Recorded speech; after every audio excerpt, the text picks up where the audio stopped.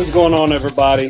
It is Tuesday, 7 p.m. It's time for the Triple Threat Vet Podcast. I'm Ty Cobb. I am here with Matt Johnson and Al Hero. Let's see what is going on with Matt Johnson. Not much. It's Tuesday. Welcome aboard.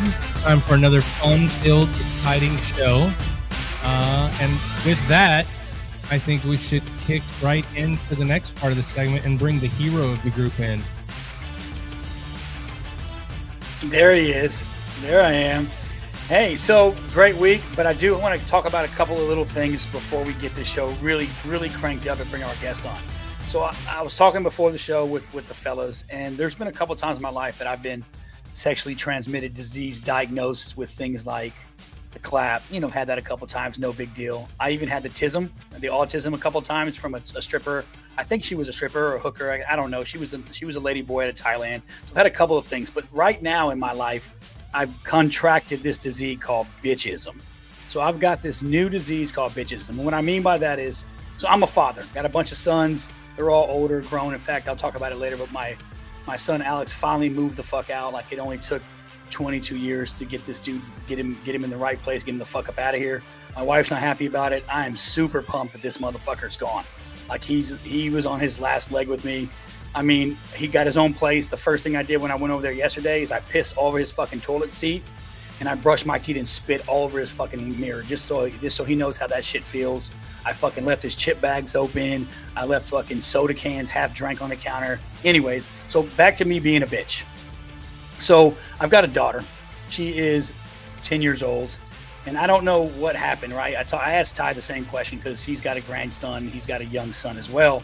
Like, at what point in our lives do we stop being like hardened military badasses? Because at one point, I was not, knife handing motherfuckers and Connex Bucks counseling. I lost more than I won.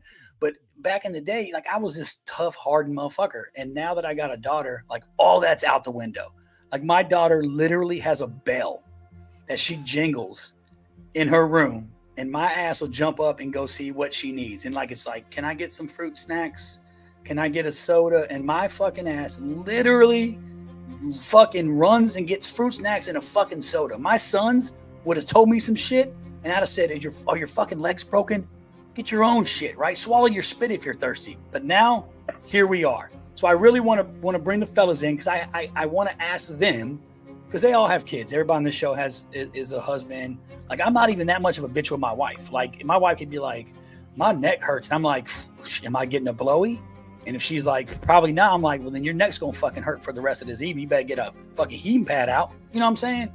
So with your kids, fellas, like, do y'all find yourself in a situation where, like, you've gotten super soft in your older years, especially Ty? You got a grandson and a kid about my kid's age. Like, do you find yourself softer than you used to be? Yeah, I mean, absolutely. Like, with my grandson, like, you see me, I'm like a little silly putty. With my 4 daughters, I think I'm probably a lot more soft than I am with my 2 sons. But yeah, I think progressively as you get older, you're probably gonna get a little bit softer. But yeah, tell me more about how that bitchiness is affecting you. Bro, it's fucking horrible, dude. I can't even sleep. I had to up my PTSD meds. Like, I'm really, like, my daughter, she switched rooms because she was scared to be by the door. I'm thinking, fuck it, suck it up, you'll be fine. And literally, I moved her bedroom back to where my son's bedroom used to be, and my wife did it all. I didn't do shit. I pretended like I had a job. She fucking moved the whole room. We painted, we cleaned the carpets so she could be in the back of the room. But now she's got me paranoid. She's like, I hear stuff outside my window. So now, not only am I running for snacks, now I'm making sure every gun in the house is loaded, making sure like I'm prepared if somebody breaks in, which brings me to this, Ty. Okay. And I'm going to ask Thomas this question because he's a fucking badass Marine, you know, fucking hoorah, Semper Fi, fucking hoorah, kill all the time. I got a question for him too, because can you fight naked? Like, I think that's my kryptonite. Like, think about it. I don't sleep naked. I used to when I was younger because I was like, this shit's hot, bro. I'm gonna sleep butt naked. Let my wang hang. And now I feel like if I'm butt naked and somebody breaks the fuck in, like I watched Terminator, like all the rest of us did, and he fights butt naked, he fucks people up. But bro, I feel like if my stuff is hanging out, like it's kryptonite. Like I'm gonna lose the fight, even if the Duke of Wheeling in a wheelchair with one arm, and I'm gonna lose this fight because my wang is out. Like you can't fight naked. A grown man can't fight, and if you do, something's wrong with you. So I sleep in pajamas now, just so I'm ready for somebody to break into my house. Can you fight? Do you think you guys could fight naked? No, I think I would. I'm fighting if I were to fight naked, it would be moving in slow motion. You'd never actually be able to hit the person. It'd be like a dream, you know. So you're laying there. Some deep psychological shit going on there, Al. Bro. You're laying there butt naked. You're feeling good, and you hear a window break. What do you jump up and grab first? You grab the pistol or your drawers? I'm grabbing drawers, bro. And my drawers are across the room in the fucking dresser. Somebody be digging around with a flashlight trying to find, because you can't have the holy drawers on either, or the dirty drawers. So if I get my ass beat and they take me to the hospital and I got some fucking funky holies on, some whitey tighties, nah, bro, that shit ain't cool. Shit ain't cool at all. Okay, anyway, so first off, here's the first question. Why in the hell is that what is on your mind? You move your daughter to a different room so she could be happy and closer, and now you have April and Kinsey in the room laughing hysterically when they know that your ass is checking doors, guns. They got you, dude. I told you I contracted bitchism. That's so and funny. this time it wasn't from a stripper. I don't even know where I got it, but it's worse than COVID, bro. You catch bitchism, it's over. Man. It's over. Here's the question though. What's it going to be like the first time you tell her no? I don't know. I don't think I ever have. I fucking told Ty this. We went to the store the other day to buy her a pair of Crocs. Man, she left with Crocs and those little fucking, what do they call it? Giblets they fucking stick on the Crocs. Yeah. Like literally, like, and my wife was like, well, you're not getting shit when we leave this house. And I'm like, she getting whatever the fuck she wants. You ain't getting shit. I don't know if you've read the comments or not, but Stephen Russell, former guest, said, I've been in a naked firefight. Stephen Russell actually says he knows Thomas. He says I guess they knew each other in the Marine Corps. Nice. Stephen, that's different. Like, were you guys firefighting each other naked? Is that the time you're talking about? I guess we'll have to get into that. What if they laugh at you, Steven? What if like the tallies, like you're up there fucking ripping off rounds, doing your thing, and they fucking like stop shooting and start pointing and laughing and shit, bro? That would be fucking humiliating. Like that's my fear. If somebody breaks in and they're like fucking Shaka Zulu size fucking, and they're like, and they leave. Like, what if they don't even want to fight me? They're like, they didn't steal your shit, bro. You do not measure up. No, hey, they didn't steal your shit. They're never coming back to your house because they don't want you to be embarrassed by that anymore. So you kind of won either way, dude. I keep a ceiling fan on. I keep my AC on 68, and I have a fan beside my bed, bro. That is not a good recipe for a naked battle. That is like, damn, dude, you can't even look good. Like I get knocked out in front of my daughter, and they find me in my bedroom, butt ass naked, knocked the fuck out, bro. No. So this is very interesting, the stuff that keeps you up at night. And I got a feeling you could go on like this for like 10 hours. I could, but I'm gonna stop because it really gets because then everyone's gonna go, bro, this is the shit I think about. Like when I lay down at night, like I'm like, where I'm gonna sleep in my underwear, but where are my sweatpants? Yeah. Where am I gonna strategically place these sweatpants so in case somebody comes in the house or something happens, I get startled. My wife's like, go check the doors. And here I am. Not one time did he say, I'm making sure the guns are where I can reach them. He's like, they're on the nightstand. I lock them up so my daughter can't get to them in the day, like when I'm just normal. But normally if I'm sitting in the living room, there's one on the table beside me because you got to stay ready, right? So at nighttime, it's on the nightstand ready to go just in case. I know where that's at. but do I know where my underwear at? You know what I'm saying? That's the fear.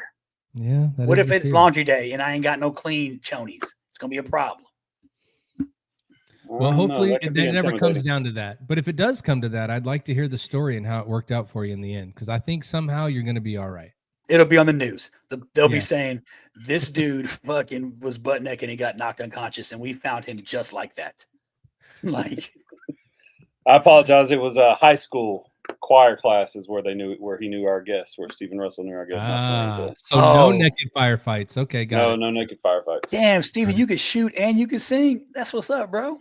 That dude's an artist, man, and he can draw. Damn. Well, speaking of talent and artists, right? Like our guy coming on today, right? That guy gets to still play in the ocean today. I know he was in the Marine Corps, so we know that he took a ride just to get kicked off whenever he got where he was going. But now he liked being on the boat so much he helps people on them. So without further ado, I think we should bring on today's guest, Thomas, with Skeleton Crew Adventures, and see what's going on. Thomas, what's going on? Can you fight naked? Yeah, well, that's the first question I was. Would you want to fight somebody butt ass naked to defend your house? Not at all. No. Depends on who it is. It's horrible, not dude. A thing. There you go. See? No, that is not a thing that I'm doing. He's like a fucking 8th degree black belt in McMap, and he don't even want to. You don't want to grapple. You don't want to grapple somebody butt naked, bro. Oh, dude. I know what you're afraid of. A triangle choke. Triangle choke somebody. Nope, Oh, Al, listen. Everybody just needs to understand right now. Al is not afraid of fighting someone naked. He's afraid of what's going to happen to him if. When he starts fighting naked, he's like, this is all right. And then the other guy is going to go, for real, bro? He'd be like, look, it's been a while. I don't think you understand. I see what's going on. You're scared of enjoying it. Hit me again, daddy. That's all. That's what I'm going to hear. Hit me again. Still, like, what the Either way. Steven, not Steven, but Thomas, how many Navy ships you going away on? Oh, I took planes.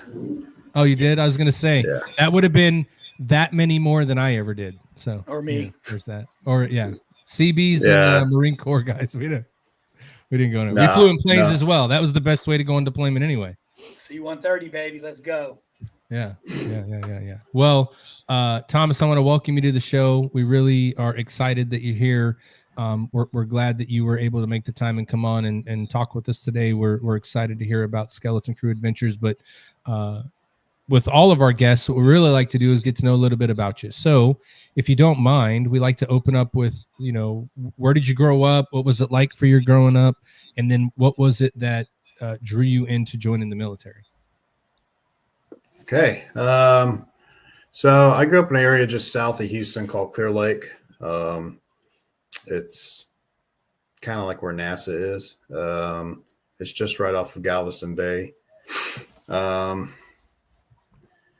Pretty back then it was a lot smaller. Like everything, I guess you'd say. And it was pretty like me fighting naked. It's a lot smaller. Oh, sorry.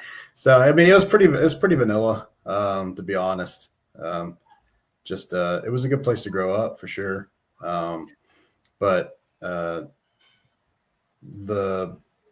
guess probably the main reason why I went in, and probably like a lot of people my age, was just when 9/11 happened. I was actually in choir class whenever it happened. And so, I don't know, once that happened, I just, whenever I turned to one of my buddies and said like, well, if we're going to war, I'll go with it. And then, that was like, I don't know, a couple years later, I guess, whenever the invasion happened. And I was still in high school though, whenever the invasion happened, and then ended up signing up with my best friend that I grew up with, and went to go to the Marines. And what grade were you in when 9/11 happened? You were in like early high school, midway through? What was that? It was either, I guess I was actually a sophomore. Yeah. So I was a sophomore. Okay. So I still had 2 years left, but they didn't kick off the invasion to Iraq till 2003. So, I mean, I remember watching that. And then me and I guess my senior year started like in fall 03, and that's whenever I signed up. Yeah, so you went super early then, delayed entry, and then went in after. Yeah, I mean, back then, like everybody was pretty gung ho back then, and so there was like a legit line, like we went in November of 03, and the first spot in San Diego wasn't until August of 2004. Yeah. So I remember those days. I don't know, motherfuckers were just ready to go. me and Ty remember 03 because I was sitting in the fucking sandbox kicking indoors in Fallujah in 03. So yeah, I remember that. I remember those days. Yeah. I was in recruiting. I remember that it was kind of the same way as like you're trying to find everybody. And if you were to go to recruiting stations now, you'd be like, damn, y'all don't work? What's going on? Nobody's in there. They're not hanging out. Yeah, it's a different time. So you joined, Thomas. What was your MOS? What'd you do in the Marine Corps? So I actually ended up, about the same time, like in that fall of 2003, the Discovery Channel put out a documentary about the schoolhouse for the tanks up in Fort Knox, the Marine Corps tanks. Yep. And so the documentary is pretty cool. It was actually filmed when 9/11 happened. So the tankers were actually on the fire, and they were actually shooting the tanks, and they shut it down whenever they got word. And then the gunny that was in charge of the classroom, there's Gunny Sergeant Gunnery Sergeant Jules. He was actually I was in Charlie Company with him, but real cool dude. But so I saw that, and so I knew I didn't want to be a tanker, but I did want to work with tanks. So I ended up going to be a mechanic at 2146. Yeah, sweet. There you go. So through your time you went in, so you said you went to San Diego for boot camp, I'm assuming? Yeah. So we went to San Diego. Yeah. And then once you finished that and finished your schooling, what was your first unit when you got out? So I went to Charlie Company, second tanks. I got to the unit I got there actually while they were all on leave. They had just got back from Fallujah, from the Battle of Fallujah, because Charlie Company, and I think Charlie and Alpha. I think we had two companies over at the same time whenever they did the Battle of Fallujah. And so was that third Mar? Who were you with? No, that's Second Marine Division. Second Mar. Okay. Yeah, we're in Camp Lejeune. So for you, being a guy that joined right when that stuff was kicking off, and then going into your unit, and they had just got back from there, what were the conversations like that you were hearing? And I know already they were saying shit to you that made you be like, oh my God, what I get myself into? But what were the things that you heard them talking about that, when you guys worked up to go to another deployment, telling you to be ready for? Like, what was it like seeing a whole bunch of guys just came from there, and now you're a guy coming in and having to integrate into the team? No, not at all. I mean, definitely not trying to suck my own dick, but I don't ever remember ever being scared. And I attribute it to being a tank. Like when you're in a tank, like you're just not really scared. Now I would say if I was in Ukraine right now, I'd be fucking terrified to be in a tank. But right. Back then it was just like some little fat dude that hopped out of an alleyway with an RPG, and it just didn't really, most of the time it didn't really do anything. So I really wasn't worried about it, and especially from the stories, because all they talked about was just literally just, blowing up everything, just driving through houses. It just didn't, none of it was scary, because they were just well, we're just in a tank, Yeah. But Fallujah was definitely the real deal. I didn't experience anything like that. Those guys were shooting off the end of the gun tubes because they're getting so fucking hot.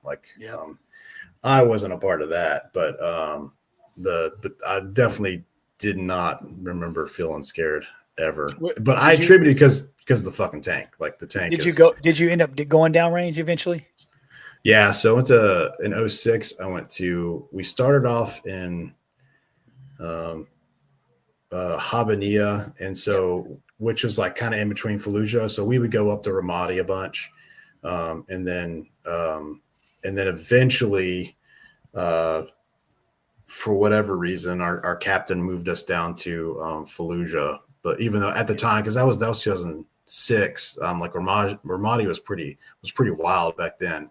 But we thought for fucking whatever, he pulled us all out. Like, so all the cats that, were like out of tout, were out of TQ and going up there and fucking with those assholes in Ramadi, like they didn't have any tank support anymore.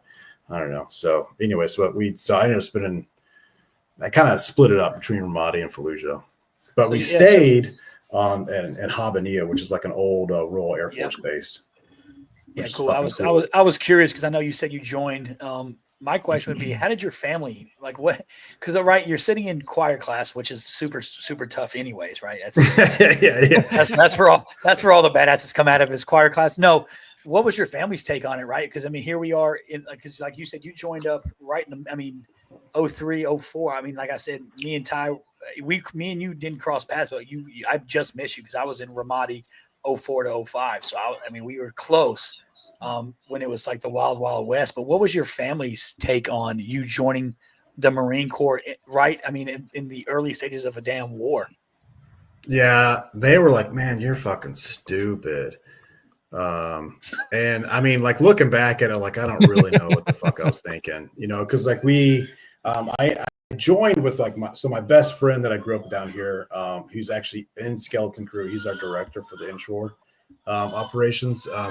We joined together, and then we went on the buddy program. Oh, the recruiter got you. They got you. That shit. So that's a good story. But we both were accepted like Louisiana State University. Like I don't know why we just didn't go do that. And actually, he was an incredible like choir singer. Like he had a full ride to go to Pepperdine in California. Like he could have gone to fucking Malibu.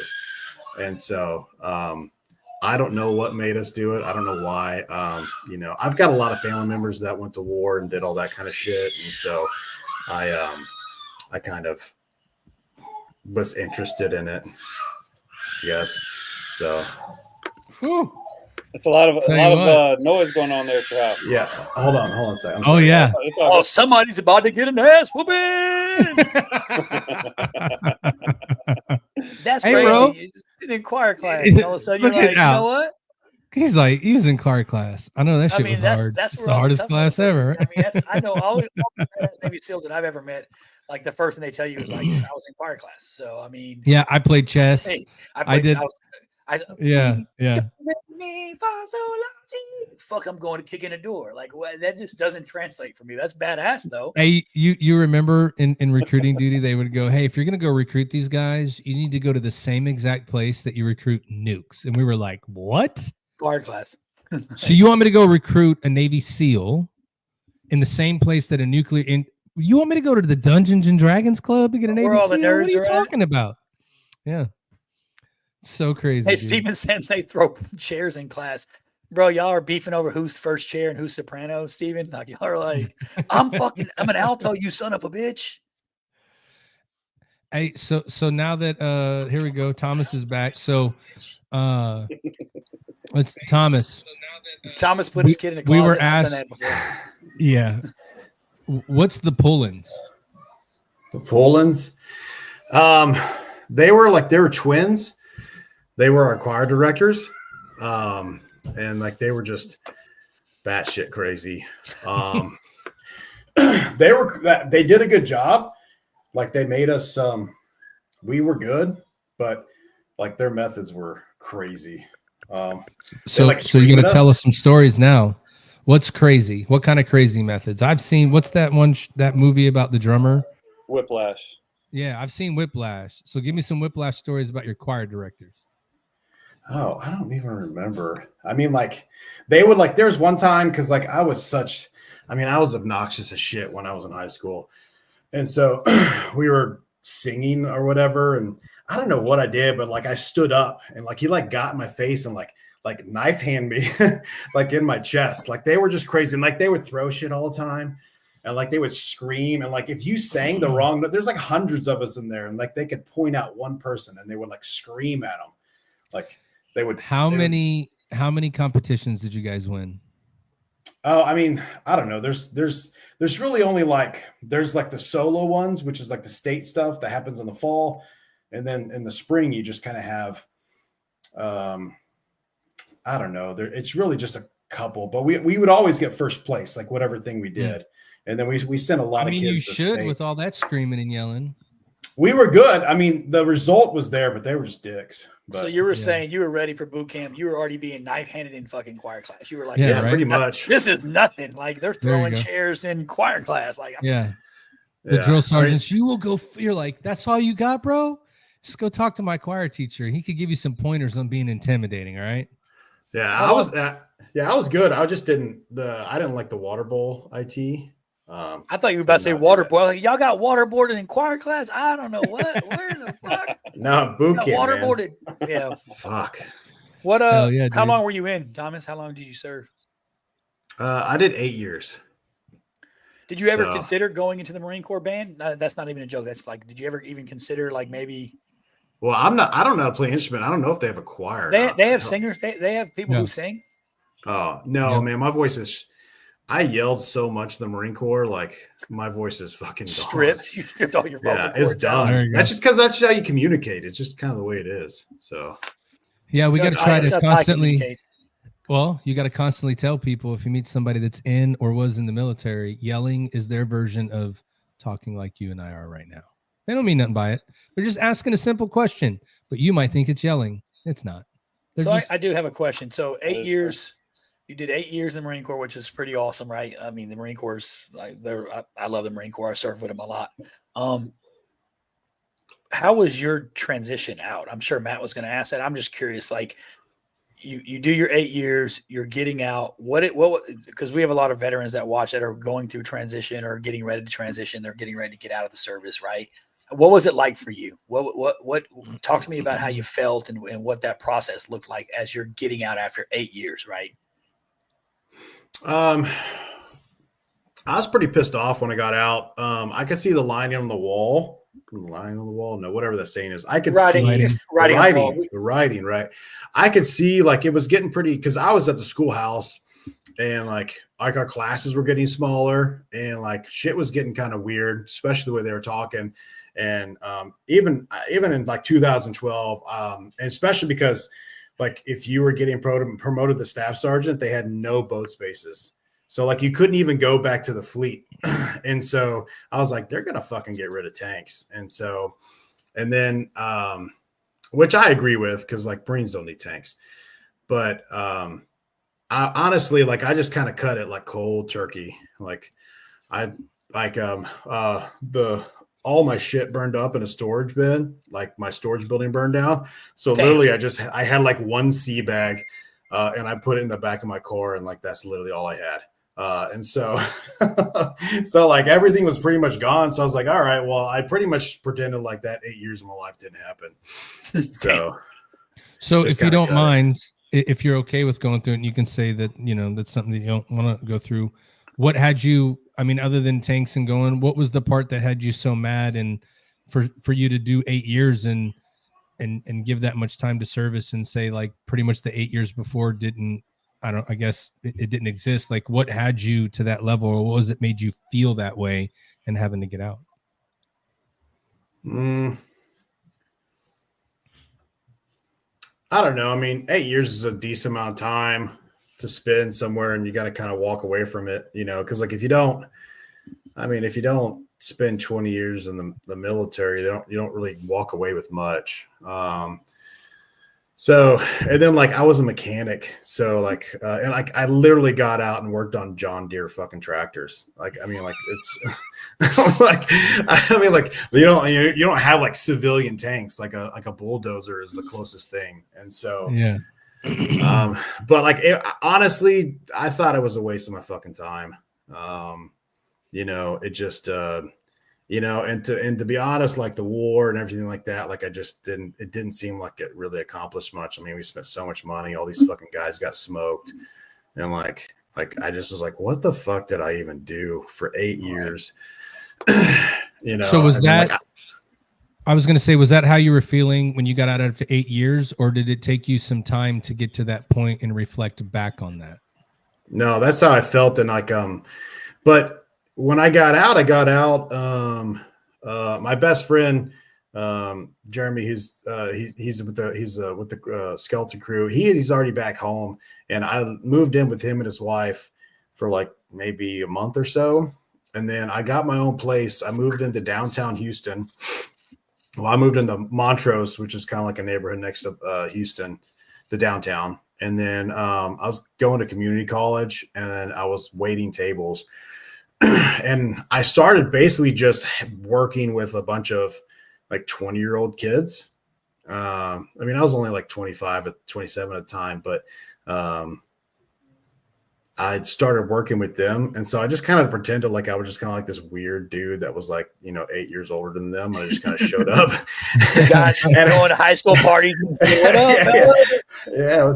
So, and like, I didn't tell them I was the Marines or anything like that. I just kind of like did my thing. And that worked, to be honest. Just kind of like, it wasn't my identity, like I wasn't wearing the t-shirts. Like I didn't have any stickers on my car or anything like that. I just hung out with them, and like I waited tables. I did this like community college classes, and just kind of did my thing. So for you in your transition coming out, like, so, I mean, you were angry, so you're ready to go. So coming out, waiting tables and going to community college, is that all you could think to do? Or had you thought about doing anything other than that coming out? I know you said you were a mechanic.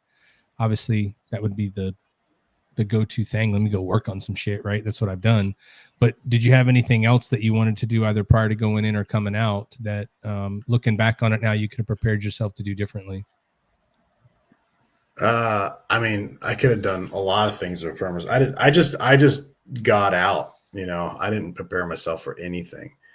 And then I came home, cause like I was in Kentucky whenever the 2008 crash happened, and so like, I mean, I was stationed up in Aberdeen, and I was in Kentucky, and I was in Georgia, and like, man, I saw kind of the rest of the country kind of like get their kind of shit pushed in with when that 2008 crashed. But I remember coming back home to Houston, and like, they're like building freeways, and all these assholes are buying pools, and like everybody, like nobody acted like the economy fucking crashed.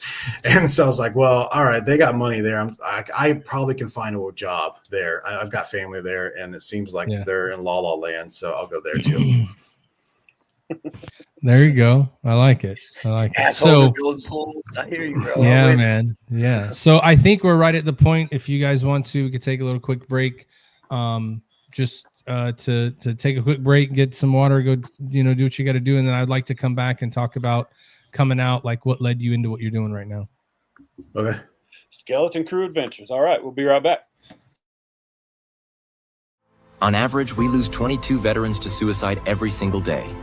These heroes who once fought for our freedom now battle invisible wounds. Mission 22 is dedicated to healing our veterans and providing them the support they need. As a leader in our community, we stand with Mission 22 as we believe in giving back to those who have given up so much for us. It's our way of saying thank you for your service. For more information, visit mission22.com.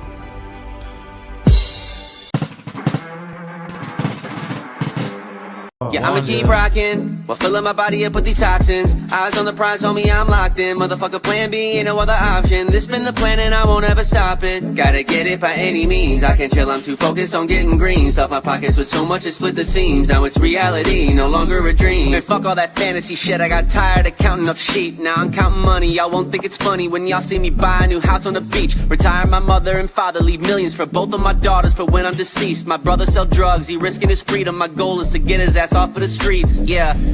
You don't know what I've been through to get me to where I'm at. Shit, I still got a long way to go, but I promise myself I keep grinding and never look back. My counterattack to battle anxiety. I just need rap, I don't need notoriety. I need to feel all the music inside of me so I can bring it to life. It's a high to me, damn. So much on my mind, I gotta get it out of me before I snap, yeah. I just play a beat and then I'm in the clouds, ain't ever coming back, yeah. Let the pen bleed all over that paper. Life on the line and I'm willing to wager any and everything so I can make it. It's theory. Yeah, that's a Marine veteran theory. He's coming up. He's going to be a guest in 4 March. There you go. Yeah, I've actually talked to him. He's pretty insightful. He's got some pretty good stories. He Yeah, I yeah, talked with yeah. him on when I was on the tip of the spear. He was on there at one point, so I got to chop it up with him. He's a pretty awesome artist. I've been following his stuff after I got a chance to meet him. So Yeah, he's got some cool At collabs. at some point, with all this musical talent that we talk to, we need to put some kind of benefit concert on, dude. It's got to happen, yeah, for Yeah. sure. right? Got to happen. And Tom where are we Bobby, going to do he's it? got a stage. Texas. We're not doing it in Florida. We're not going to do it there. Because it's the free state. It's the free state of Florida. It's on our sign. Says Okay? who? DeSantis. Okay, Ronnie D. Ronnie D Ronnie- says it's the free state of Ronnie Florida. D, bro. Ronnie D. Hey, you know, Ronnie D's wife wanted to be the governor after him. And for all you people in Texas that are like, hey, I want to find somewhere else to relocate, we got the best meth down here, bro. I'm just throwing it out there. Got that good. Got that good meth for sure. Got it. We got it on deck. Just let me know. Somebody around the corner's probably got some right now. I'm just saying. Oh my God. Oh God. Yeah, I'll hit you up about Vet Comic Con. I know that's coming up really soon, right? Or did you already do it, Steve? Yeah, that'll be fun. All right, you want to bring Thomas back? Yeah. Let's I do want to it. hear about that. I want to hear about the pirate ships and all that kind of cool stuff. Yeah, Hey, to me they're all pirate ships to me, bro. So They're badass. Skeleton Crew Adventures doesn't mean that they're remaking Pirates of the Caribbean. They're actually doing some real shit. So we're going to find out about that now. Yeah. Yeah. So you said you had a friend that you guys went in the Marine Corps. So I want to kind of go back a little bit. Childhood was, you know, Skeleton Crew Adventures obviously is on the water. People are going to learn that in a minute. But were you always around the water? Did you like being on the water? Is that something you did when you were younger? Or is it something that you got into like recently when you started working with these guys? Yeah, I mean, I grew up on the water here in Clear Lake. My family, they always had sailboats. So I've been sailing since I was a little young one. Nice. So then why the Marine Corps, not the Navy? Uh, Because he doesn't I saw like a kissing. video He about- doesn't like kissing dudes. I saw a video about tanks and I wanted to blow shit up. I got it, dude. That's cool. It's honestly, man, just the uniforms are just so much better. he got you there. So Yeah, well, I Yeah, he mean, did. those blue pants don't really match anything, but they do have some badass uniforms. They do. 100%. 100%. So, Get that- Skeleton Crew Adventures, if you don't mind, first, can you give us a little brief on, you know, the organization, how long it's been around and what the mission of it is? And then we can kind of get into, you know, how you got with them and some of the things you guys are currently doing. okay, so Skeleton Crew. So it started back, I guess, like officially back like around like 2016. And our founder Taylor, he's a Navy vet, and he was a I guess a rescue swimmer. You know, jumped from the helicopters and would help rescue people if they're in the water. And so when he was in, he got deployed to go do the tsunamis, the big tsunami down there in like Indonesia, then South Pacific and the Indian Ocean over there. And so pretty much he just spent, you know, like months just pulling dead bodies out of the water. And so didn't really save anybody. I think he didn't save a single person. It was literally just recovering like dead bodies, you know, because like, I mean, 250,000 people died in that thing. So whenever he came back home, you know, Texas, you know, I think it was like too much for him and went down to the beach and he was going to kill himself, but the bullet that he used didn't go off. And so, you know, like the rule of thumb with those bullets is like 1 in a million. So this is a second chance. So he decides to get on a boat and just kind of go somewhere, just to sail, just do something, get on the water. And so he ended up making a documentary. It's Hell or High Seas. It's I believe you can watch it for free on Prime. It's very, very, very good documentary. And it's about him and then one of his childhood friends. They get this just absolute piece of shit boat in Florida and put the most minimal amount of work into it. And they decided to leave Florida and sail through Hurricane Harvey. And the documentary is just about him going through Panama, you know, going down the west coast of South America. And then, his mission was to try and, go around Cape Horn, which when in sailing terms, like, sailing around Cape Horn is kind of like the Mount Everest for us. It's gnarly. And the fact that he did it in like that boat that he had is pretty much a miracle. So once he did that, that kind of initiated Skeleton Crew. And it's been a pretty long process trying to figure out how to get this thing going. And we have a lot of resources now. We have a board, we have boats. So a lot has changed since 2016. I got on, I guess it was 2022, I guess. Yeah. So down here in Texas, we have a regatta, which is just like a fancy word for a boat race. And it's from Galveston down to Port Aransas. And the Skeleton Crew put a crew together. Actually, we had two crews, two boats. And they actually got a hold of my friend that I grew up with first. And he called me and he's like, hey, you want to be on the regatta? I hadn't done a Harvest Moon since I was like a little kid. And so I was like, yeah. And Taylor was on the crew. And it's basically just a boat, just full of vets, and you just sail it down the coast. It's just straight down the coast. That's how I got started. And then from there, we basically started to establish kind of like two missions. We've got like an offshore and we have like an inshore. And so that's what I do. I'm one of the skippers for the inshore. And we've got a 38-foot Beneteau that we have down here in Clear Lake. And we take vets out and we sail around Galveston Bay.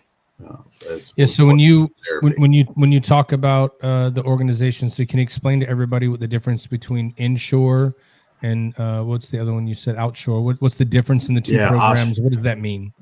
Yeah, so the offshore is essentially the way we want to set it up is basically kind of like a pipeline. So like inshore would be anything from like literally inside like a bay, Chesapeake Bay or Galveston Bay, like inside a waterway that's pretty much surrounded by land, to maybe a few miles, maybe 5 or 10 miles off the coast. Now, once you get past that, then we would consider that offshore. So doing like long distance sailing, we have a 50-foot, we have a 51-foot Swan called Godspeed. That's our offshore boat. We just brought it back from the East Coast. And they took it all the way down the East Coast. They came around the Keys and then sailed across the Gulf of Mexico. And so that's offshore. So, essentially the way, our ambitions are is that, you're going to come, you'll sail with us, you'll get experience.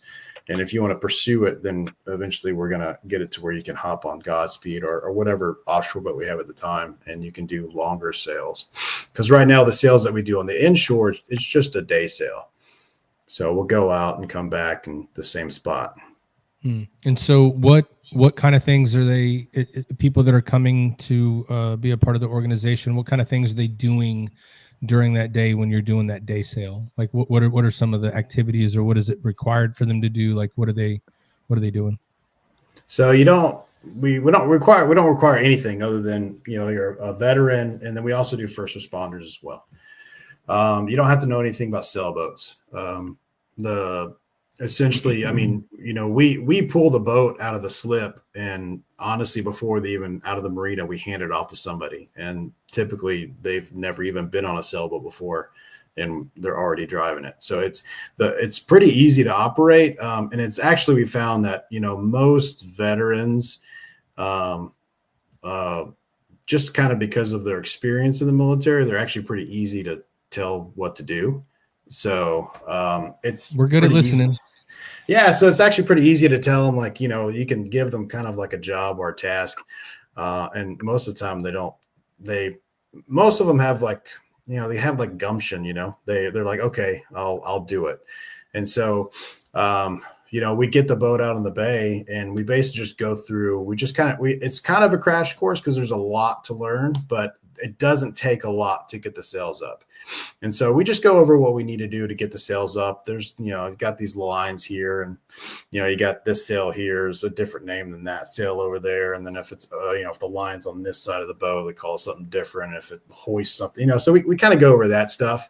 But once we get the thing sailing, we turn off the motor, and typically, like, most people have really never experienced anything like that, especially not in the city. Most of the people live in Houston because they're from Houston. And so they've been in Houston their whole life. Most people haven't, like, lived out in the wilderness or anything like that, or nature. And so, especially in Houston, like, getting out on the boat and getting on the bay is pretty much as close to nature as you're going to get. And it gets very quiet. I call it like the hum. The hum goes away because, like, everything in our life makes a hum. Like, like AC, refrigerators, cars, like, there's everything around you makes some kind of noise. You don't really not really around like a kind of like a natural silence. The noise, if there is a noise around you, it's always made by something that's not natural.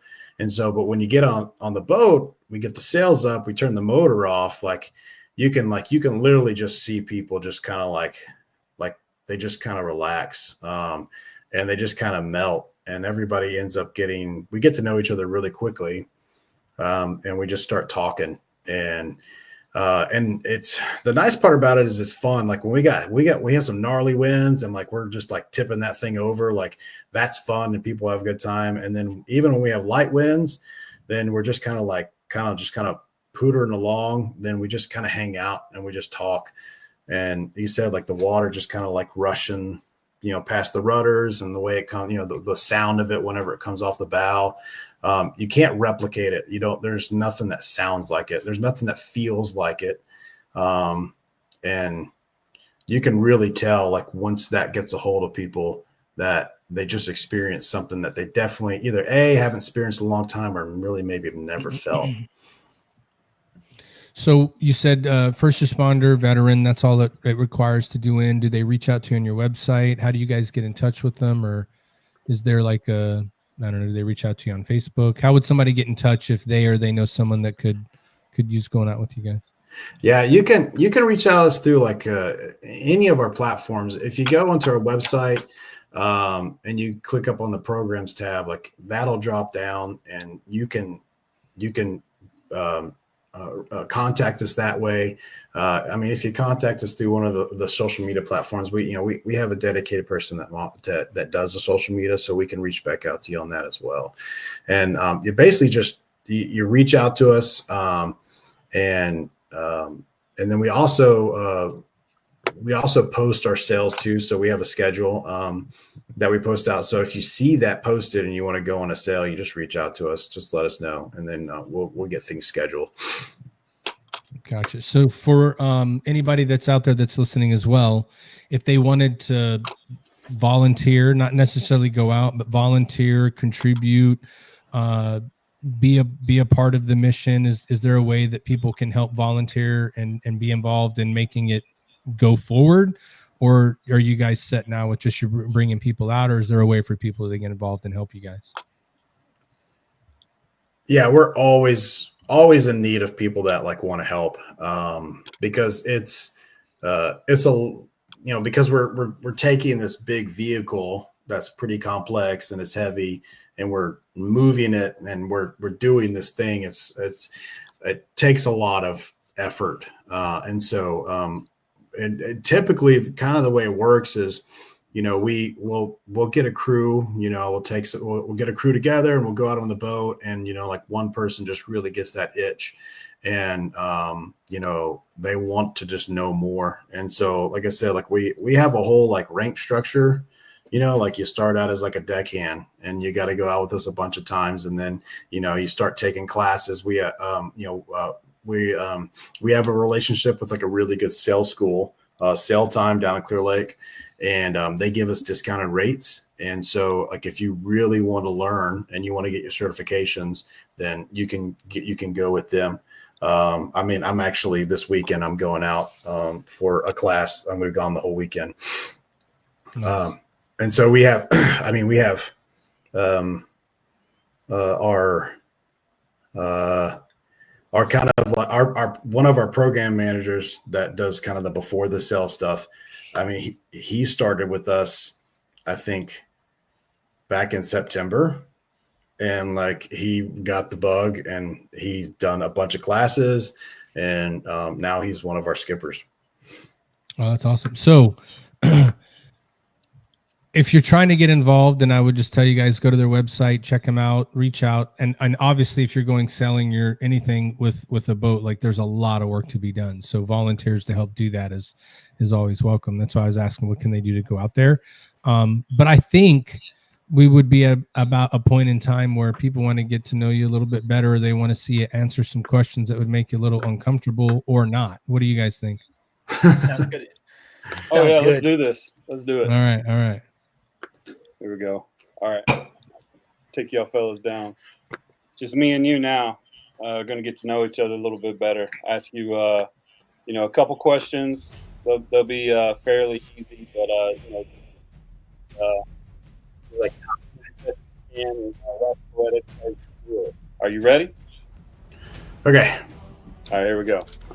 First question. What's more important, loyalty or respect? Loyalty. Okay, why?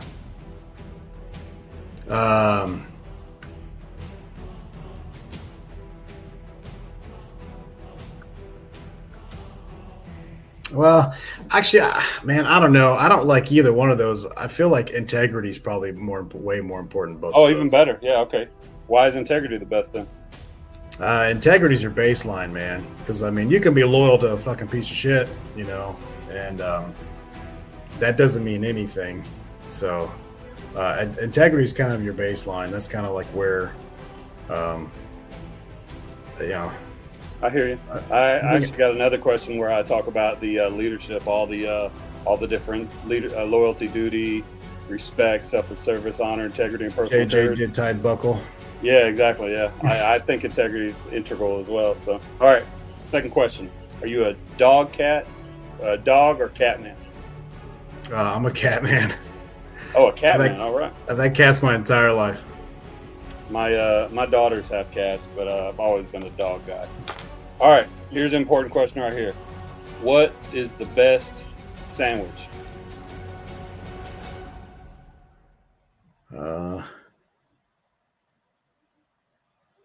I don't know.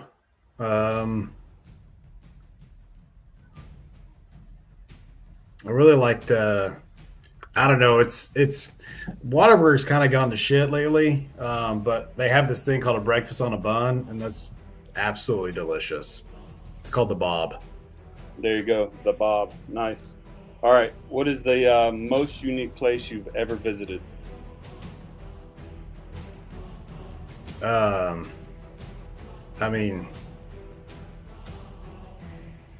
would have to say it was Habanilla, man. Habanilla was actually like really pretty. Like the sunsets were absolutely freaking gorgeous when it was going back west towards a TQ, like when the sun was going down. Because we were at that Air Force base, so we would go up and on top of the old air traffic control tower, and there was like some kind of like ravine or something like that by the highway, and it was absolutely gorgeous. Yeah, I used to dig the way the light would refract, and some of those sunsets coming over the sand dunes and Scandaria, like south of Baghdad. That's some pretty shit back in the day. All right, next question. If you wrote a book about your life, what would the title be? I don't know. I really don't know. All right. All right, we'll make it easy. I don't know. What's the last book you read? That's a shit title, by the way. I don't know. I'd never read your book. I never read your book. I don't know. It's called Wool. It's the first book in the Silo series. Gotcha. All right, here's the question everybody's been waiting for. I'm not going to lead the witness at all. I'm just going to ask. Who is the king of pop? Prince or Michael Jackson? I mean, when you say king of pop, I would Michael Jackson. Yeah, there's a way to ask this question where you can get different answers, but I'm asking you, who's the king of pop, and you're saying Michael Jackson? Yeah. All right, there you go. Very, very good answer. All right, let me play the little thing here. You knock me off of my feet now, baby.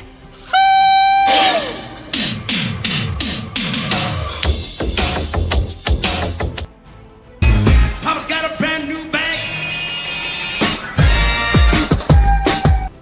So that's a big point of contention on the show. So right now, Prince is winning 29-20, but it looks like it's all about how you ask that question. If you ask who's the greatest artist of all time, people are probably going to say Prince. But if you say who's the king of pop, they're probably going to say MJ. Would you agree? Yeah. Yeah. All right. So okay. I don't know. Prince's music is very strange to me, but I wouldn't call it pop. I just don't. I don't. Yeah, it's kind of funky, right? Yeah, he's way too good of a musician to call his shit pop. Like, I don't know. I wouldn't call him pop. It's all about how you answer that question or ask that question. Yeah, I agree. All right, so you've been around some podcasts, you've seen some podcasts. What do you think about our podcast? How can we do better? A little bit of AAR. Oh no, this was cool. This is a good time. I haven't really watched much podcasts before, but I thought this was pretty cool. I don't know what you need to do better. I like it. You're an easygoing guy, man. I appreciate you. My brother-in-law actually lives on a boat, so just when you started explaining, like when you turn the motor off, the hum start. I actually wrote the hum goes away, like that right there. Just when you said it starts making your entire body, like I started relaxing because I know what that feels like when the boat turns off and you start sailing, whether it be a catamaran or whatever. It's just such a freeing feeling to be on the water. What's been your favorite experience on the water, like as far as maybe some ways you've changed some veterans' hearts or lives? I think the participation that we're getting inside the organization, we've got like 5 guys now they just showed up, they were crew, and now they're part of the organization. One of them's one of the skippers with me. He takes crews out. And so, it's keeping the thing going, like keeping like it's having somebody come out and then they leave and then you don't ever see them again. That's something that we're trying to fix. So the guys that we've had to get that it's stuck with them and they're basically damn near sailors now. That's probably the most inspiring thing. And then it's helped me out a lot too. Cause like I was, when I first started sailing too, honestly, I was kind of in a shitty spot. And so, being back around vets is kind of, because like I refused to talk to vets. I didn't want to be around vets. I didn't have anything to do with them. And I was hesitant to come to Skeleton Crew because of that. But being back, being around vets now, it's definitely helped me deal with some shit on my own end. And that's probably the best thing about it so far. That's what it's all about, man. Being able to reconcile whatever it is that you may go through, because everybody's experience is different. Wait, man, I'm going to bring you back to the brothers here. So I might not be a lawyer, but that was leading the witness. I have been a sea lawyer for a long time, and that was definitely leading. I'm not going to lead the witness. Who's the king of pop? No shit. Right. I mean, there's only one answer for that. Well, you got him too, because he was like, "Well, when you put it that way, looks like somebody wanted to get another number for Michael Jackson." That's all that was. You could have just said, "Who do you like better, Michael Jackson or Prince?" Yeah. Well, this is well. There's a way to ask that. I definitely don't like Michael Jackson better. That's for damn sure. Yeah, that's what I was thinking, because once he said, "Well, Michael or Prince is too good of an artist to be a pop artist," I was like, "Fuck! I should have asked." Because then I would have. See, we we go back and forth. Like some of us like Michael Jackson, some of us like Prince. So I mean, I'll give you. I mean, Michael Jackson, like that dude was an animal. Like he was obsessed with his craft and like he did his shit. But like Prince, like that dude was a good musician. Like show. Yep. So what is on the horizon for Skeleton Crew? I know you guys have the stuff that you guys are doing on your website. You can go on there and see when you guys have things scheduled. But is there anything coming up on the horizon that you guys are excited about that you can tell people about here that maybe they can be on the lookout for that might be, I don't know, something big they can look forward to you guys doing to be able to follow you on? Well, I mean, so we always have our operation going, and you know, with this past year, we've really have more boots on the ground in the organization. And so, you know, last year was great. This year, we're really going to ramp it up and to get more participation, to get continued precipitation, and to kind of keep in contact with the people that come out here and to get them going, because we want people to come back. And you know, we have we're in talks with you know, some of the guys that work out in the chemical plants down there, Beaumont. There's a lot of sailors out there. They want to do like a little regatta. So that might happen here in early summer. And then we always do the Harvest Moon. And so the Harvest Moon is basically like, if you come out here, you sail with us, we get to know you. You come out, you know, obviously more than once. We pick our crew from the people that come out and sail. And the thing is like, it's an overnight, like we sail it takes about 20, depending on what boat we have, but it can take anywhere from like, you know, 17 to 25 hours, but it's out in the Gulf. Like we go straight down the coast. Like you're going to sail all night. You're going to have to pull shifts. You know, this last year, like our spinnaker broke. And so like it like this 2,000 square foot sail, and then at 1 o'clock in the morning, like it broke and like slammed in the water. And like all of us had to run. We had to like pull it up, you know, cause like if it falls too down in the water, like you won't be able to get it up and you just have to drag it home. And so it's just like, you know, it's a good litmus test of like where you're at as far as, you know, as far as a sailor. So that's kind of like what we work up to all year. And so anybody can do that. You just have to come out here and you got to sail with us and you got to come back because we pick our crew off of the people that, you know, kind of put the work in. Mm. Well, and where's the Harvest Moon too? So it's a good time, man. We start in Galveston, right outside of Pleasure Pier, you know, the little kind of theme park place, and you just sail as fast as you can south, and we go to Port Aransas. And we dock up down there in Port Aransas, like we rent like a big Airbnb house, and we just hang out all weekend. There's a giant party where there's a big wars party, and it's a good time. And then we sail the boat back. I mean, you're just sailing and hanging out and having a good time. So when is that again? That happens in October. It's the Harvest Moon Regatta, so it's in October. Boom. So every October. So we need to get some trips in, Ty. I need to be on that crew. October Harvest. Yeah, come on. Like, hey Al, we'll send you some pictures. What if I just show up and I'm, you know what I mean? Naked? You're not getting on. Show up and show out. Well, there's a lot of rules, man. We got to do practice sails. You got to know how to do man overboard drills. Oh, yo, somebody could fall off. Matt, you got it, bro. You're good.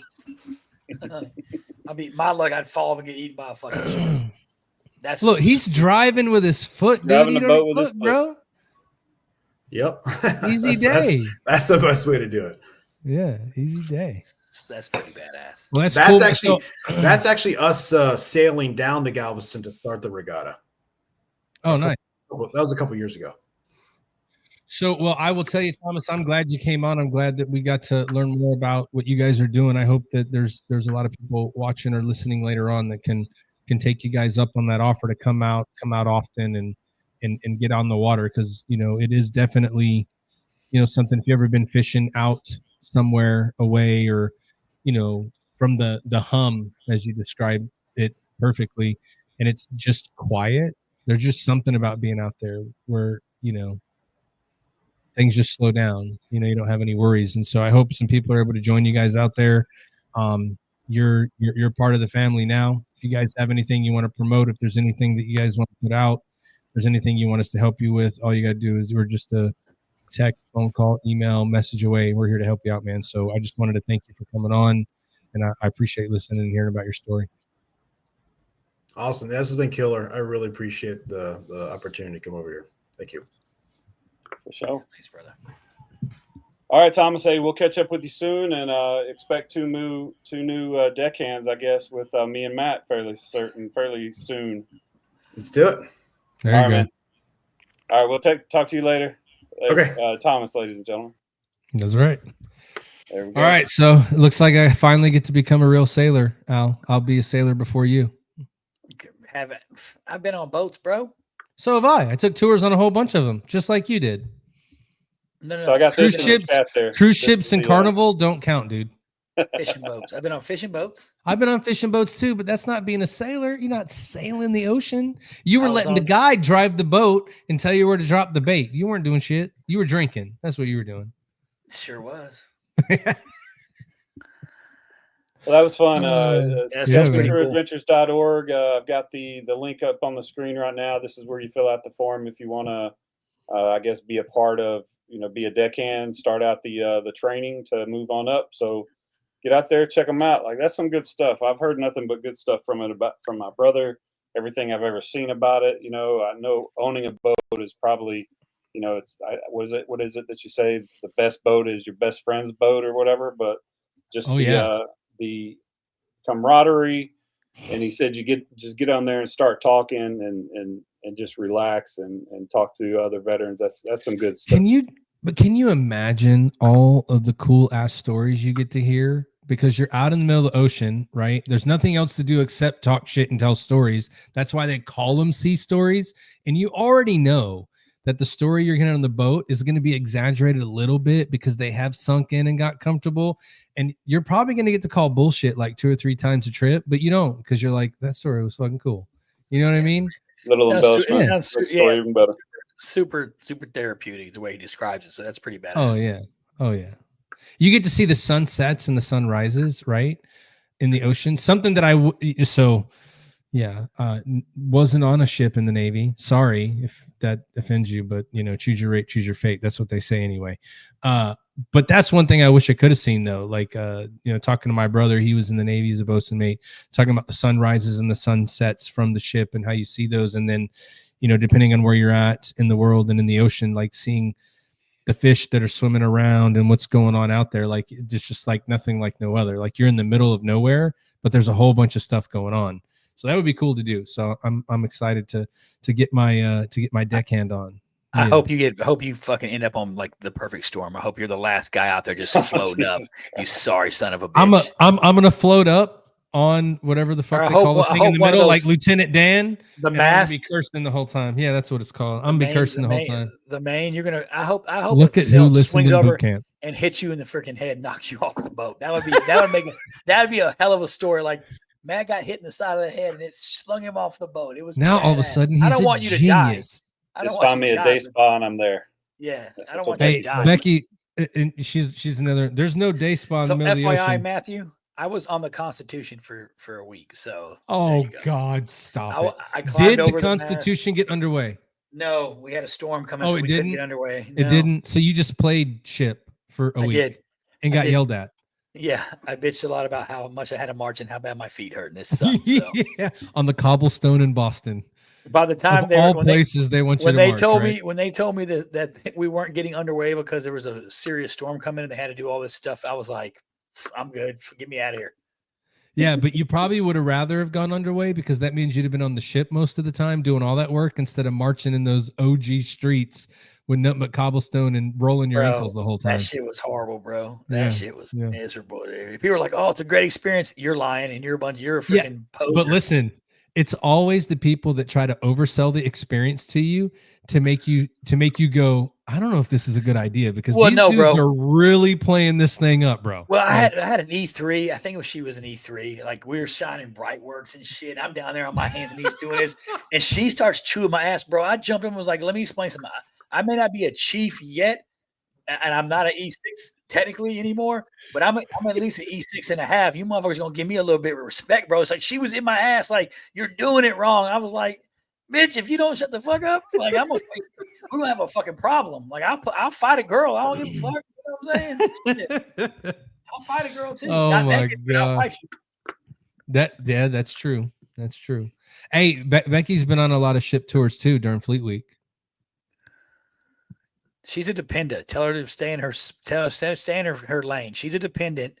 You don't get to chime in about being on ships, okay, Becky? Listen out. She has just as much sea time as you and me combined. She's probably got more. I mean, whatever, dude. I'm glad I didn't get on no boats with a bunch of dudes. I'm good. I did get on a ship one time in the Navy in Korea. We were doing I don't know, one of the, you remember when you would go to the bases, you had to do the projects for like the base just because you were there, and it was, I don't know what the fuck they called it. So we were building these tiny in the military, shacks. it's called busy work. Yeah, it's called dumb shit. So we were building these little shacks to put like mooring lines and all that stuff in, like right by the pier, right? And the dentist in Korea like had to go up to Seoul. And so I was right at the time where you had to go to the dentist, otherwise you were not going to be deployable, and that means I couldn't go home. So the Blue Ridge pulled in, and I went to the dentist on the Blue Ridge, right? That's pretty cool. So but I've been in the Navy 3.5, maybe almost 4 years at this point, right? So I go to the Blue Ridge and walk up the gangplank, right?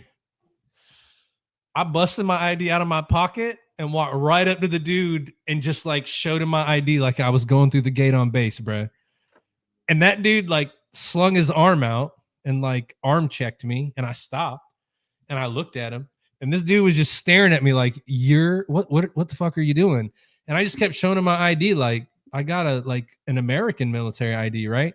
So then the dude looks at me, and then he looks at the aft of the ship, and then he looks at me, and then I looked with him the second time. I was like, oh shit, I didn't even come on the ship right. So like I like saluted the flag, request permission on board. The dude's like, what the fuck is, I'm like, bro, I'm a CB, dude. Do you know when the last time I had to do that? Like I graduated boot camp. Yeah, that's the last time I had to do that. I never had to do this. Damn. Dude, so much shit. And then when you get on there, you get turned around, and this is back when we wore the Woodlands in the CVs, right? Yeah, like the old school Woodlands. Yeah, they're fucking badasses. So I go to the dentist. I come out of the clinic, lost, bro, immediately. Yeah, no idea where you're going. I'm walking around the ship, and they're like, welcome aboard, because they think I'm a new MA. Did you start sweating when you were coming? Because when I got on, even the Constitution, like we had to get on it. It's a real ship, so it's the same way, bro. I started getting like anxiety as I'm walking up to this dude. I'm like, oh, I completely fucked it up. So there's that. Bro, I was like, dude, I don't know what to do. And I was in the same boat. Like I was nervous, and I don't get nervous. Like I really You don't, had people in front of you though, right? You at least got to see an example. Yeah, but as you get to that spot, you're like, I'm going to say something stupid like request permission to suck your dick. Like, I don't know what I'm going to say, but I'm telling you, bro, it's a nervous experience. Bro, like your dude was talking about you got to learn how to run a man overboard drill to sail with them. I was about to do one on the Blue Ridge because I was going through that thing, trying to figure out how to get off, and everything looks the same. And everybody's like, welcome aboard. And I finally told one person that told me, listen, I'm not aboard shit. I need to know how to get off because if I do find where there's air and I hear an engine, we're doing a man overboard drill. I don't give a shit. And they were looking at me crazy. So then when I get off, right, you know how it was in the CBs, you go on deployment and you can go to the bars and hang out and pretty much go home whenever the fuck you want. There's no curfew, right? Yeah. Well, we were at the bar later that night on the base in Chinhae, and these Blue Ridge people came to the bar, and they were making fun of me because I didn't know how to go on the boat, right? 10 o'clock hit, dude. And they hit that speaker. Oh, if you're like E5 and below on the Blue Ridge, you know, that's a like Liberty Call or whatever, you know, the curfew. All these people that were talking shit to me were leaving. I was just the E4 at the time. I was like, oh, you guys got to go home to mom? Yeah. Like, they were pissed because I got to stay, but I was like, I mean, I guess good luck getting back on the boat. Make sure you salute right, though, because I heard people get mad about shit like that. So I wish, man, I can get my dad on this show at one point in time, because my dad's got some fucking stories. Like you would come back to the ship back in the day drunk, and they would do somebody would carry you on there, dude. They would clamshell you if you were too drunk. What that means, they take like the basket that they lower down and pick people up. like rescue baskets, and they would clamshell you. They'd put you in that basket and put another one over top of you and zip tie it all the way around and leave you on the pier until you sobered up. Like my dad, I told you earlier, my dad had a picture of him in a uniform where like they had voided out his rank and they just stenciled with Sharpie like void on like when you get busted down because they I love to hear like some of his stories are like. Yeah, that wasn't a patch. They stamped your shit on back then, dude. Yeah, it was a stencil. You stenciled your rank on your sleeve. So if you got busted down, you didn't get a new uniform. You just stenciled void across your freaking shit. That's crazy. That's crazy. Yeah. Anyway, I'm sorry. Sorry, Ty. Those were the good old days when you could stumble back to the boat and somebody could, just get you on there and you'd be like, all right, it's cool. Nowadays, if you walk and like trip over like a plank that's sticking up, they're like, oh, that person needs to go to medical. Got to get him checked. There's something wrong with him. You're like, come on, man, let's have a good time. Like there's no good time to be had, I feel like, anymore. But that's what Becky said. Could you imagine them doing that now? No, that would be jail. Like you're going to jail if you come back to the boat drunk. Oh my God. Remember back in the day, you'd go to port calls and they're like, okay, guys, you can't go to these places. And then everybody goes, y'all ready to go to those places? We're going right now. I just remember like getting on the Liberty bus, and I remember I'm sure Ty was in the Army, but they had buses that took you back and forth. I'm sure from like post to the bars, bro. Yeah, I had to drive the Liberty bus, bro. Dude. Can you remember all the fights? We would be on the bus just throwing hands. It'd be 20 fucking guys drunk as fuck, fist fighting, and Matt Johnson just driving the bus. Like as long as you don't puke on his bus, you were good. Like you're getting back to the base. Beat up or not, but if you puke on that bus, you were having a bad day because you were drunk on that bus cleaning puke and urine and all that shit. Oh yeah, and we were stopping for you to clean it before anybody else got to go home. And you were definitely getting beat up. That thing. And then like, dude, you know how much crazy shit you've seen on a Liberty bus when you're driving it, dude? Like oh yeah. And you just as the driver, you're like, fuck. And you did it for the rodeo. You were the Liberty driver for the rodeo, bro. Look, man, I'm the DD. I'm gonna get you there. As long and everybody knew too, right? There was that one seat where when we got the guys driving the bus to get everybody back, and if anybody got close to that first row, somebody's like, I'm gonna beat your ass. You get any closer to that driver, right? Then we're all getting in trouble, That was I want to see Ty drunk. Like that's what I think that would be fun. I've never seen Ty tore up. I don't drink that much, but I'll do it for you if you want to. I want to get tore up. Ty. Berto can tell you, I start wanting to fight people wearing Reeboks and shit. Like I'm a weird drunk. I'm a weird drunk, man. Like does it have to be angry. Reebok pumps or regular Reebok? No, just Reeboks. It can be any type of Reeboks, and evidently I don't like Reeboks when I'm drunk. Ty, I almost got beat up one time. I was in California and almost got beat up because I had K-Swiss on, and I literally the dude came to me and was like, "What set you represent?" And I was like, "Bro, I don't know what you're talking about." And he was like, "What set?" I was like, "I don't know." He was like, "You got them kill slobs when I see slobs on." I'm thinking, what do I have on? He was like, "You got them Swisses on, bro. You represent some." I was like, I'm not at all. I got the U.S. Navy. Like I don't even. I just like the way they look, so I bought them, dude. I'll take these all white. Remember back in the day, all white K-Swiss. I think I have a pair in my closet right now. All white K-Swiss, bro. I was like nervous. Like this dude's about to. I had the ones where the tongues changed. So you could have a leather tongue. You could have a cloth tongue. Yeah, bro. All white Swisses, baby. I thought I was Duval. Nobody ever called me in a set though. I don't know where you hung out. I was in Cali. We was in LA. Oh, you was in Cali when this happens? Okay. Oh, of course you were getting asked then. It didn't matter what you were in California back then. Like everything meant something different. Oh, you couldn't wear Raiders jerseys, Dallas jerseys. Yeah, you had to have a deployment brief just to live there, dude. Yeah, it's fucking crazy. Anyway, I'm sorry. That's all good. That's all good. So, future guests who we got coming up here next week. Aubrey Lynn, Marine Corps veteran, singer, artist, writer. So she sang when she was in the Marines, and then she's getting out, and she's going to come and tell a story. And people can sing in the Marine Corps. That's right. See, we should have told Thomas that. See? Oh, we did, I think. Yeah, we did. He said he can't sing anyway. He sucks at singing. Ooh, sports. I think that's cool that Stephen Russell was in choir with him. It's small. Yeah, it's pretty badass. Yeah. Right. All right. Sports. So Kansas City lost to the Eagles 22-40. Al and Matt were 1-0. Scott was DQ'd. He didn't do a pick, and then I was 0-1. So I finished 8-10. Looks like Matt Johnson is the champion for this year. Goddamn right he is. That's not even what we're going to talk about, is it, Albert? No, we're not. All right, so good game though, right? It was a good game. Yes, let's get to it, Ty. All right, go ahead. So let me just start by saying this, because people, I get irritated when it comes to like when they talk about like who the greatest of all times and all this bullshit is, right? People like, oh, Jay-Z because of his catalog and because of all this. People are I'm about to get roasted in the comments. I'm sure of it when we post this. But Kendrick Lamar, his catalog and his shit is not better than Drake. I don't like Drake. I don't care for Kendrick Lamar. I don't like either one of them. But Drake's catalog and what he's done in music to me is bigger than Kendrick Lamar. And people are going to argue, but then you can't say Jay-Z's the greatest because he's got more number one hits and all that shit. You can't. I don't think Drake's the greatest, but I think his musical talent and his portfolio is way better than Kendrick's based on he does pop music, rap music, rock music, sings, all that shit. I think it's like the Prince to me and the Michael Jackson argument.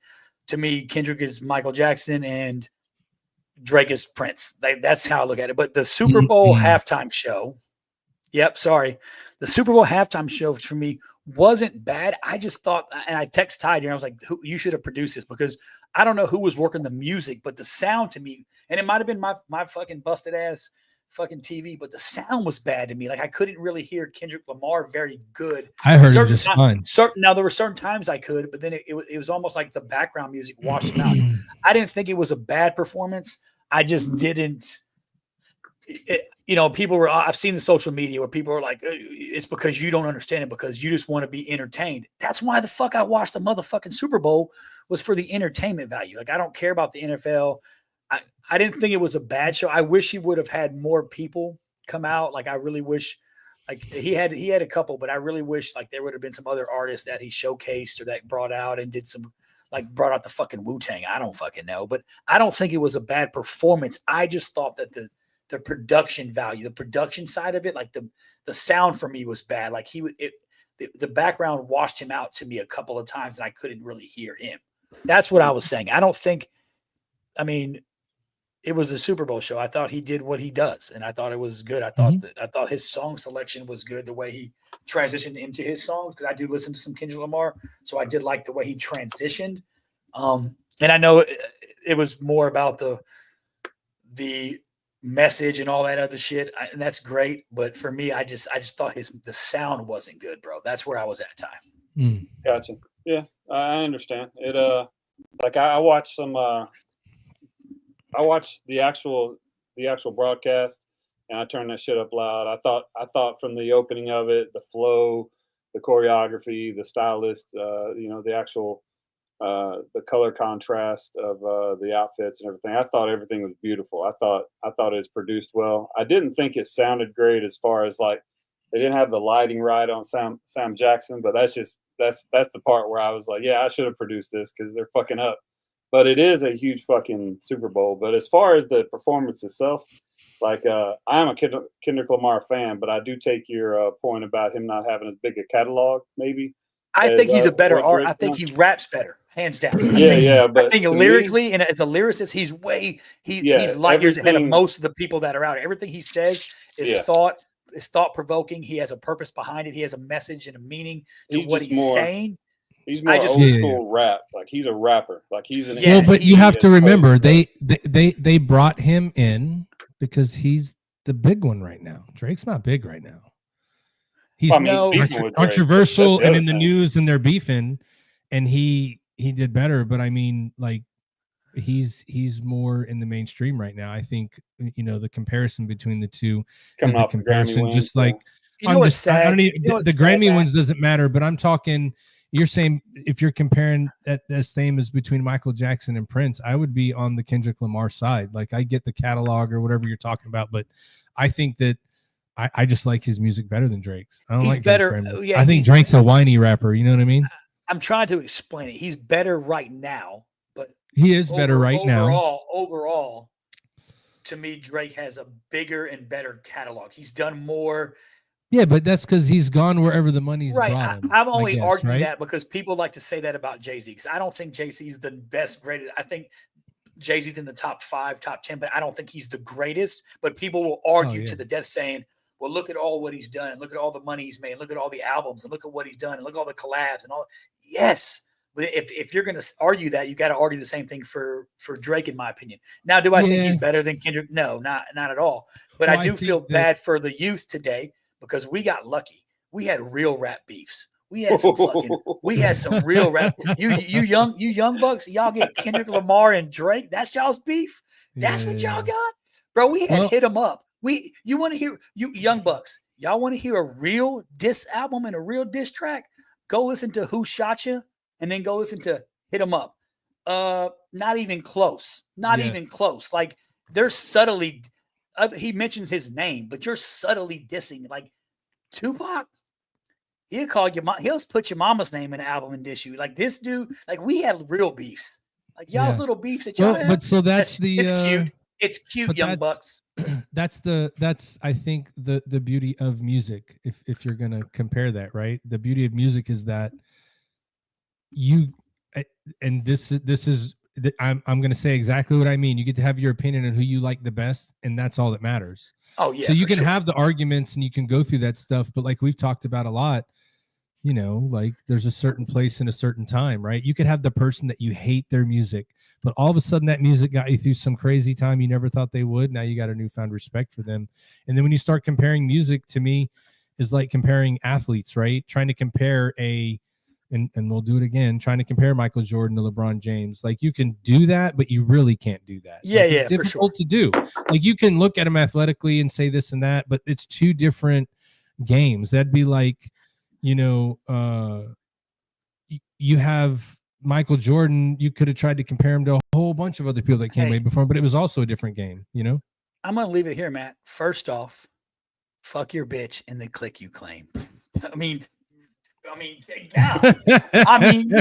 bro. That's how you opened up the diss track, bro. First off, fuck you, bitch, and the click you claim. Like, whoa, bro.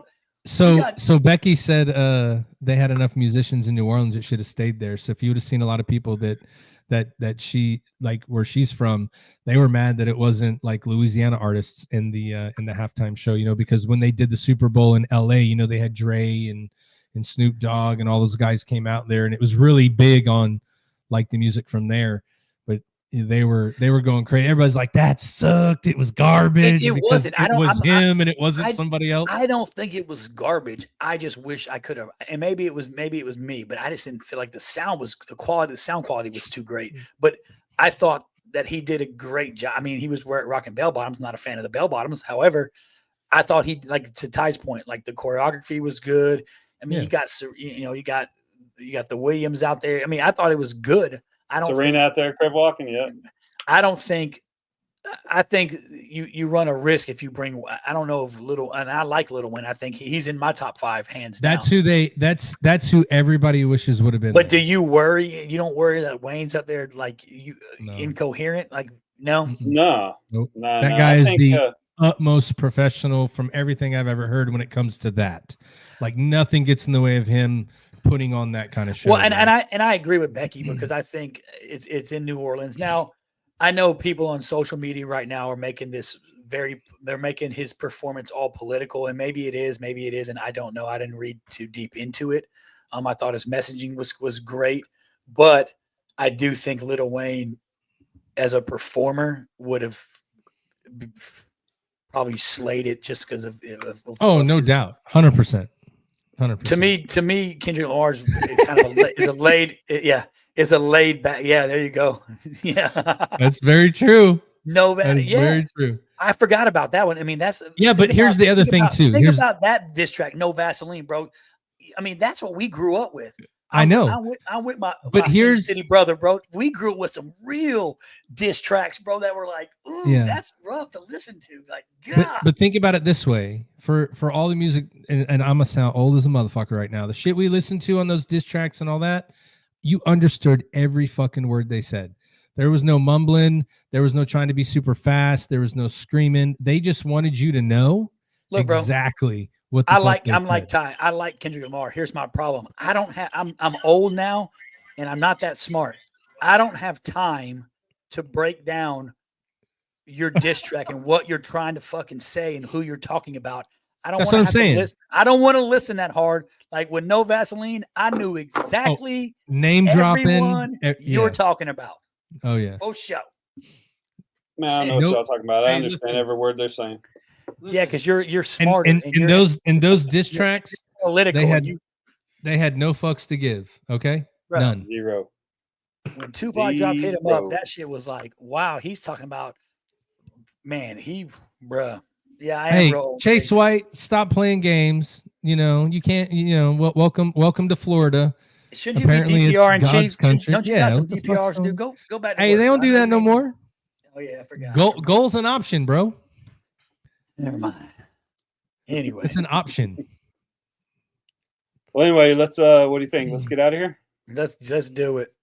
Yeah, I just wish you would have queued up my "We Are the Champions" song since I won this year, but no big deal. We can get to that another time. Oh, what we didn't talk about. I'm just going to let everybody this. I'm going to go ahead and pick myself out right now. You can poetically react in a minute. You sound like Kendrick Lamar right now. Your mic's messed up. Shut your mouth. There you go. You're good. So, see, it worked when I said shut your mouth. T-shirts, we're selling them. Mine's the best. Go buy it. It looks like a whiskey label. That's all you need to know. There they go. Those are the shirts. Go buy them. Remember, we're trying to give money to charity. So when you go buy one, you're helping someone.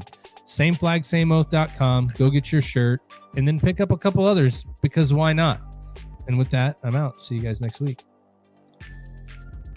So easy day. I appreciate our guest. I thought it was awesome. I've never known anything about selling and what that involved. I know it's a lot of work, but it was cool to have him on. I like hearing your story about how you were kind of like, fuck this whole veteran thing. And then you got around a bunch of veterans in a different environment and it changed your perspective. So I want to challenge everybody out there, change your perspective, right? Sit down and talk to somebody you wouldn't normally talk to and hear them out, right? And try to hear their side of it, right? We don't always have to argue about everything. We can respectfully agree to disagree on certain topics, and no matter what those topics are.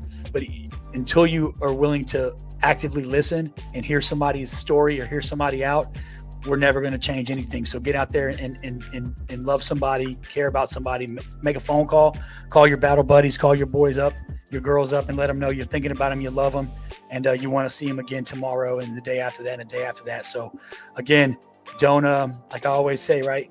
Don't sweat the petty stuff, pet the sweaty stuff. I love y'all. Yeah, and this is your boy Ty. Just be sure to hit us up on our social media if you got any requests for the show, if you got any things you want us to cover. We got some great guests coming up, so join us here live every Tuesday at 7 p.m. We may start having some shows on the 20th of February on Thursday. We're going to have a special Thursday show, so you may start seeing shows come up on Tuesday and Thursday, but until then, we love you. We'll see you soon.